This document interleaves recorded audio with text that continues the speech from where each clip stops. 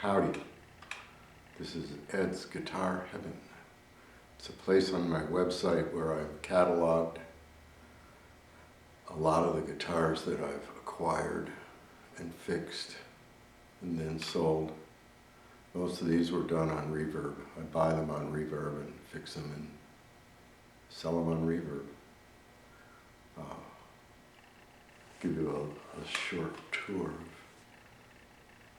where we make the sausage.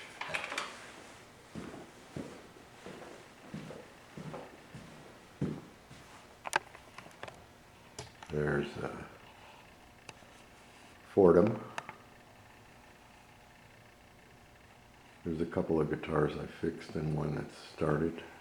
Drill press, nice bandsaw, belt sander, and under the sander there is a buffing. The motor's down below. So there's an arbor there with a drill chuck, buffing wheels, grinding wheels, whatever I want to put on it.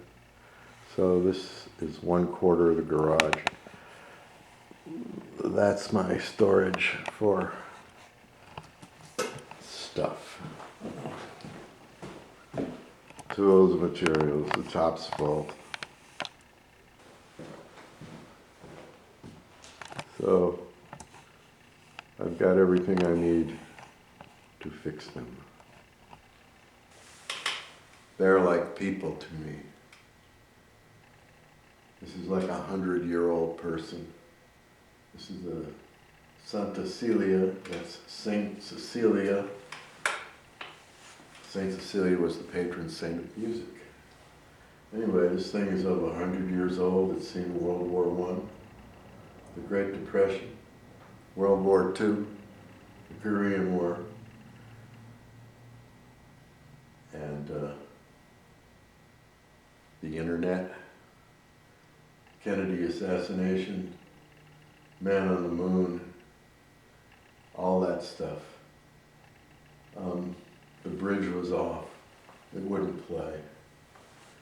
This one was owned by a little old lady from Wisconsin. I bought it because it was in much better shape than most, but it still needed the neck angle changed. It's been refretted. I've done a lot of work. So, to me, these things have been around, they've seen so much, then they get kind of discarded and people don't pay attention to them, sort of like old people. Anyway, I make them better than they were when they were new. The guitars I work on are going to play better, sound better, and in some cases look better than when they were new. Some of them had inherent problems from the factory. These guitars here were being made at the rate of 1,000 guitars a day. It's amazing. So they're bound to have some problems. I get guitars that are 60, 80, maybe 100 years old. They've, in some cases, started to be abused when they left the factory. The strings are too heavy. They get left in cars, hot rooms, maybe out in the rain. Anyway, over the years, they succumb. Most of them, the neck angle will change to a point where the action's so high you can't play it. Anyway, I buy unplayable guitars and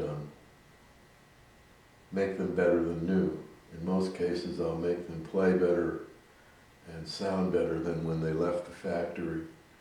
And in some cases, I will enhance the original guitar, basically to sell it. That's what's happened here. The guitar was in good condition, except the neck angle was bad, and it used a floating bridge and tailpiece, which is sonically nowhere. So it's been, it's died and gone to Ed's Guitar Heaven, and this guitar is in much better shape than it ever was before in its life.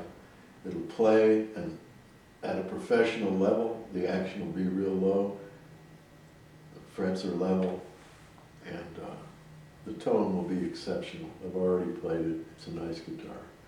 So, these things are like people to me. They have a voice, they have a complexion. You know, if you're 100 years old, you're going to have some problems with your finish.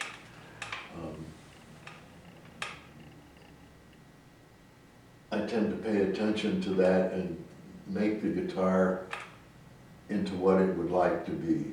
Sort of like I can talk to them. Some of them tell me they want pickups. This one wants a pickup in it, but I'm not sure it's going to get one.